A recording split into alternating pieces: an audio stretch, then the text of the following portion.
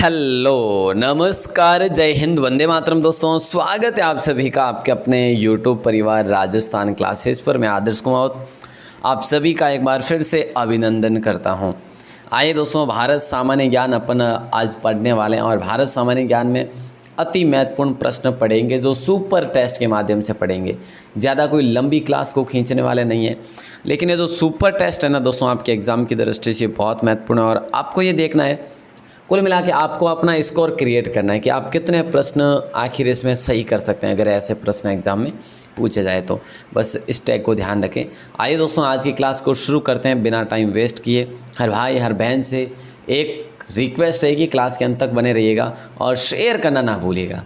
Share नहीं करते आप लोग, शेयर ज़रूर करें, ज़रूर से ज़रूर करें। पहला क्वेश्चन कुछ इस प्रकार से है दोस्तों, और राइट आंसर आप सभी को बताना है। 241 मतलब कि यहाँ से शुरू करना है आपको, 41 को देखना है सीरीज़ को, है ना। तो राइट आंसर क्या हो जाएगा? किस गुप्त राजा को विक्रमादित्य के नाम से भी जाना जाता है?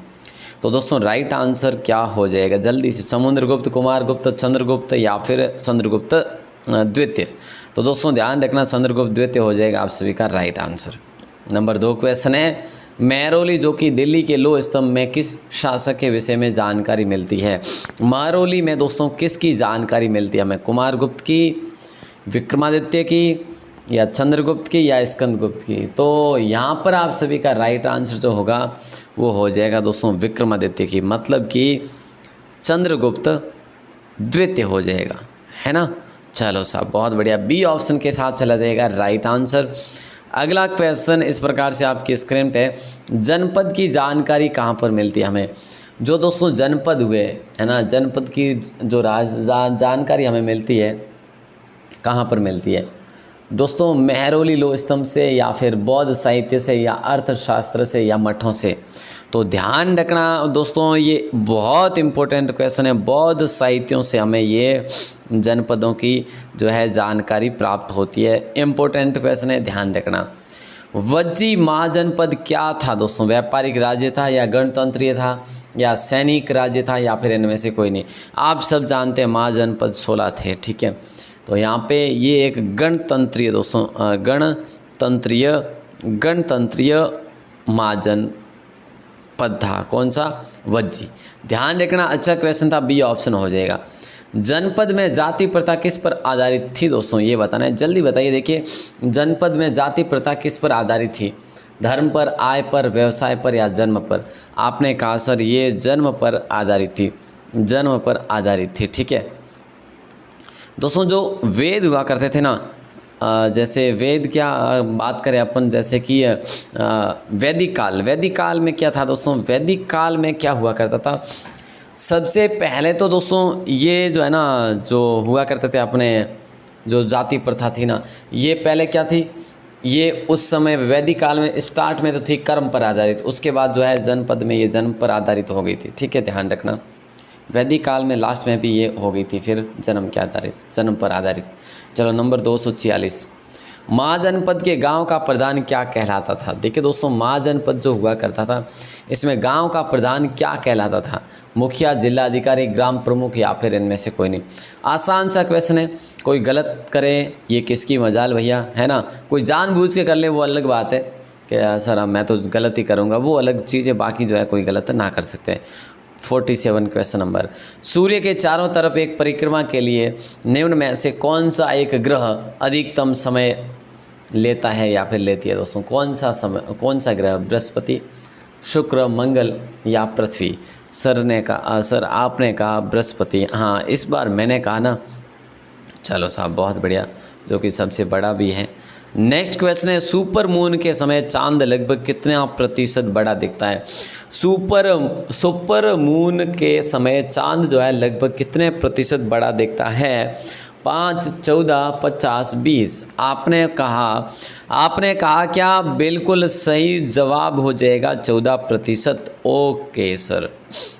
249 से आईने अकबरी और अकबरनामा नामक पुस्तक किसने लिखी थी दोस्तों? ये आपको बताना है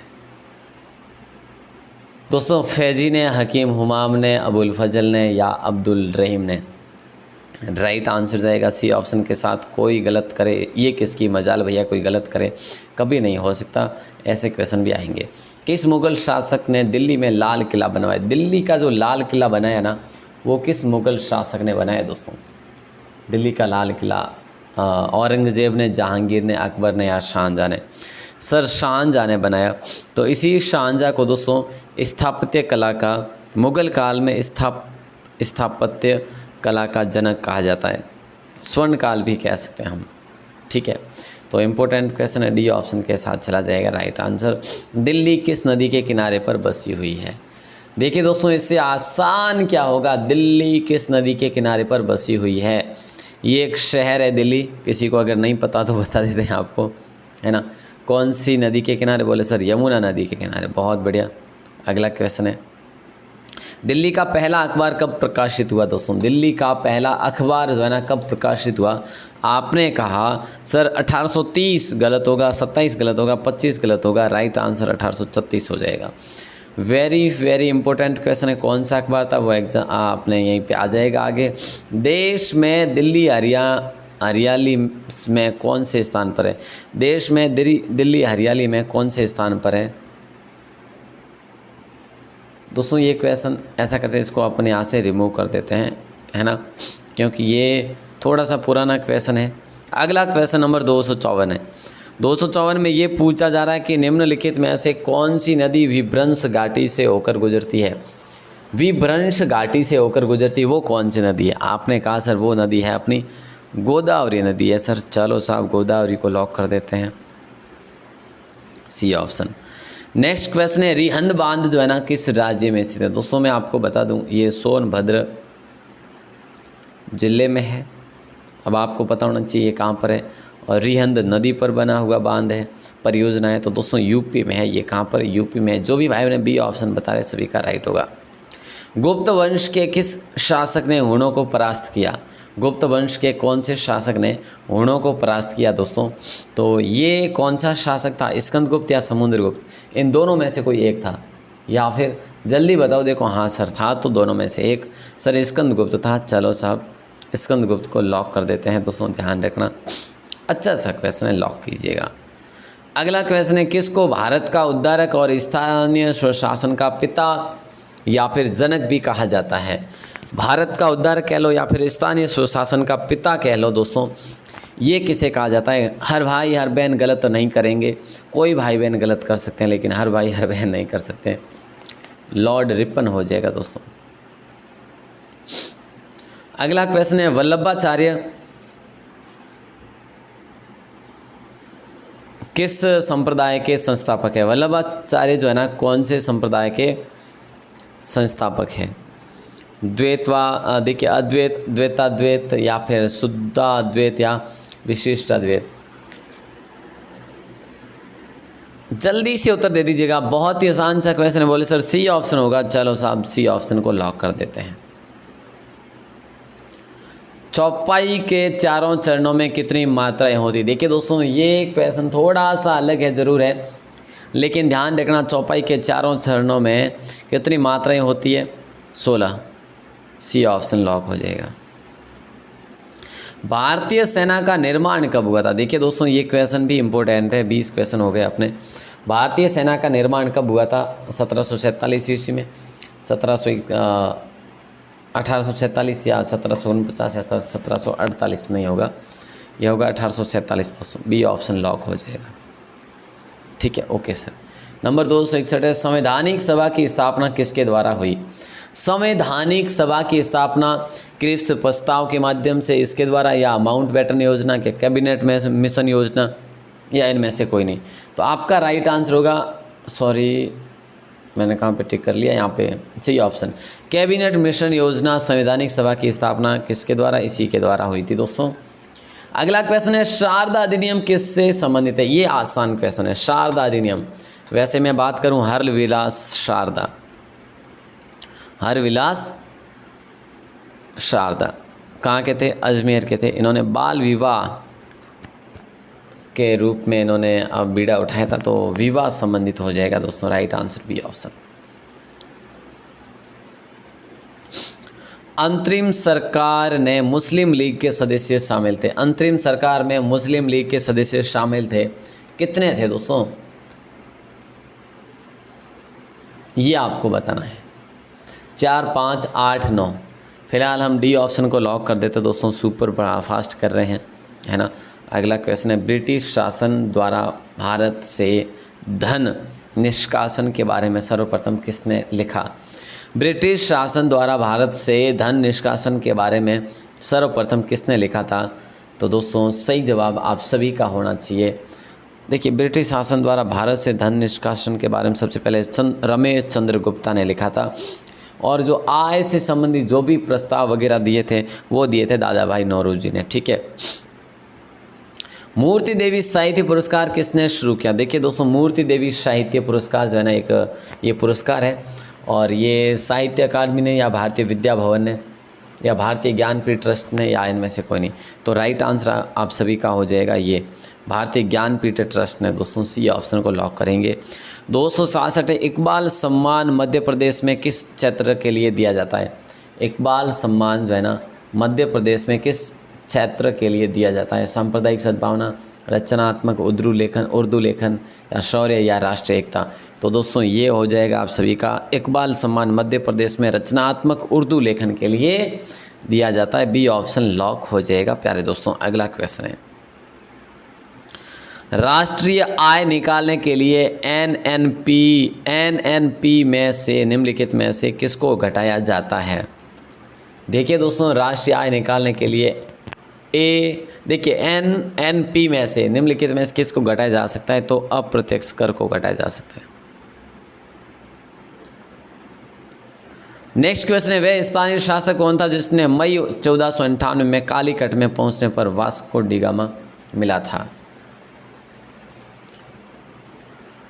सबसे पहले वास्को डी गामा किससे मिला था दोस्तों, ये आपसे बात करनी है। राइट आंसर जो हो जाएगा आप सभी का जामोरिन हो जाएगा, ठीक है। डी ऑप्शन को लॉक करेंगे। भारत में ऐसा कौन सा पहला राज्य है जहां पंचायती राज प्रणाली लागू की गई। देखिए दोस्तों, 29वां क्वेश्चन आपकी स्क्रीन पे आज का, भारत में ऐसा कौन सा पहला राज्य है जहां पंचायत राज प्रणाली लागू की गई। तो राइट आंसर आप सभी का राजस्थान। 2 अक्टूबर 1959 जवाहरलाल नेहरू की अध्यक्षता में बगदरी गांव नागौर में, ना। नंबर 270, निम्नलिखित में से किस शहर में मार्च 2013 में देश का सबसे पहला महिला डाकघर स्थापित किया गया। ये क्वेश्चन लाभदायक है दोस्तों आपके लिए, है ना। तो राइट आंसर हो जाएगा नई दिल्ली। नई दिल्ली में ये पहला महिला डाकघर स्थापित किया गया 2013 में। ओके सर, ध्यान रखना है कि हाँ जी।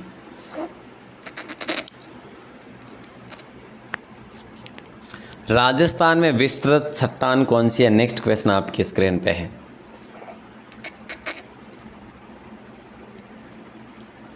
गलत जवाब नहीं देंगे, आसान सा क्वेश्चन है। अरावली हो जाएगा राइट आंसर दोस्तों। डी ऑप्शन सही हो जाएगा। वह जोत जो किसानों को कम से कम एक जीविका तो उपलब्ध कराती है, वो क्या कहलाती है दोस्तों।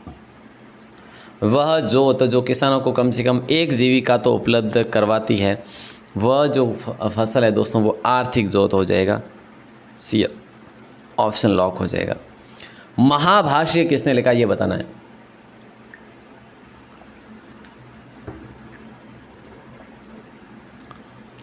महाभाष्य किसने लिखा दोस्तों, ये पतंजलि ने लिखा। डी ऑप्शन लॉक हो जाएगा।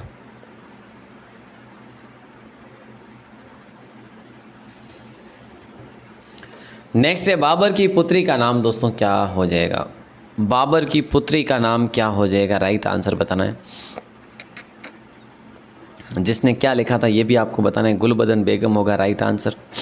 इसने लिखा क्या था दोस्तों वो आपको कमेंट में बताना, जल्दी बताना। जिनको भी पता है बाबर की पुत्री का नाम तो गुलबदन बेगम है, लेकिन इसने लिखा क्या था, चलो बता दीजिएगा जल्दी से। और नंबर 275 मतलब कि आज का 35वां क्वेश्चन, औरंगजेब का मकबरा कहाँ पर है दोस्तों।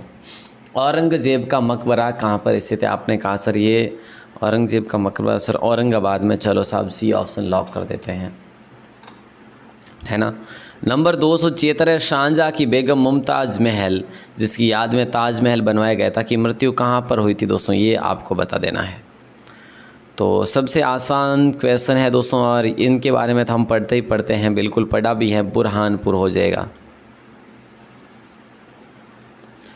नंबर 277 है किस बादशाह ने न्याय के लिए जंजीर लगवाया था दोस्तों, कौन से बादशाह ने न्याय के लिए जंजीर लगवाया था, इब्राहिम लोदी, अकबर, जहांगीर, बाबर। तो आप सभी जानते हैं कि न्याय के लिए जो जंजीर लगवाई थी ना, कभी से पढ़ रहे हैं, 6 महीने से पढ़ रहे हैं ये जंजीर वाला क्वेश्चन। तो सी ऑप्शन जहांगीर ने लगवाई थी दोस्तों। अकबर और महाराणा प्रताप के मध्य हुए युद्ध को किस नाम से जाना जाता है, अकबर और महाराणा प्रताप के मध्य हुए युद्ध को किस नाम से जाना जाता है। कौन नहीं जानते, मैं ना कहूँ तो भी आप कर लेंगे।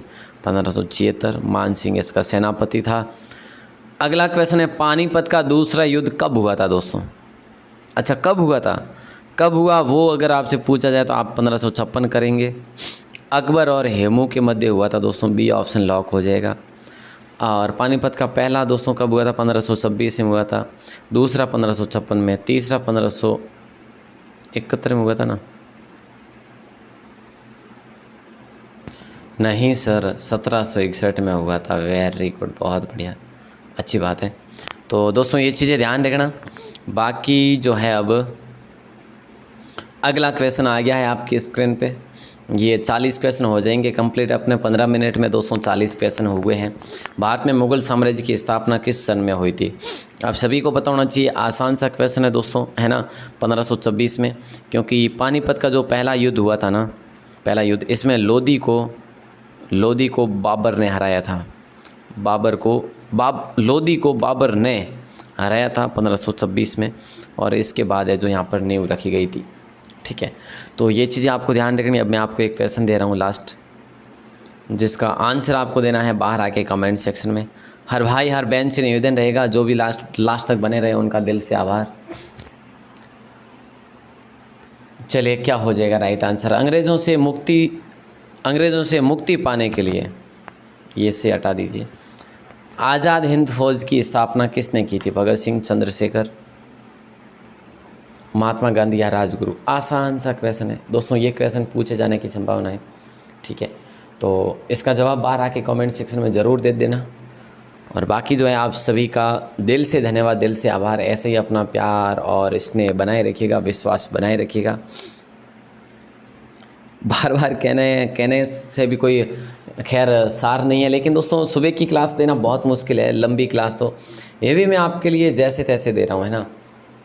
आप समझ सकते हैं इस बात को, है ना। 10 मिनट ज़्यादा से ज़्यादा दे सकता हूँ, लेकिन फिर भी आज मैंने आपके लिए 17 मिनट हो गए अपने आज, है ना। तो चलिए आप सभी का दिल से धन्यवाद, दिल से आभार। जय हिंद, वंदे मातरम। लाइक वाइक नहीं किया तो कर लेना, इच्छा हो तो, अन्यथा कोई दिक्कत वाली बात नहीं है, ऐसे ही बने रहिएगा। शाम को आज अपन पढ़ने वाले हैं दोस्तों राजस्थान जीके। और राजस्थान जीके में दोस्तों आज शाम को अपन, आज रात 9 बजे अपन ऐसा करते हैं, शब्दावलियाँ पढ़ लेते हैं दोस्तों। ठीक है, शब्दावलियों से संबंधित एक आध क्वेश्चन बनता है और वो अपने पढ़ना ज़रूरी है दोस्तों। तो शब्दावलियाँ पढ़ेंगे आज, है ना, आज रात को 9 बजे। ओके साहब, बहुत बहुत धन्यवाद।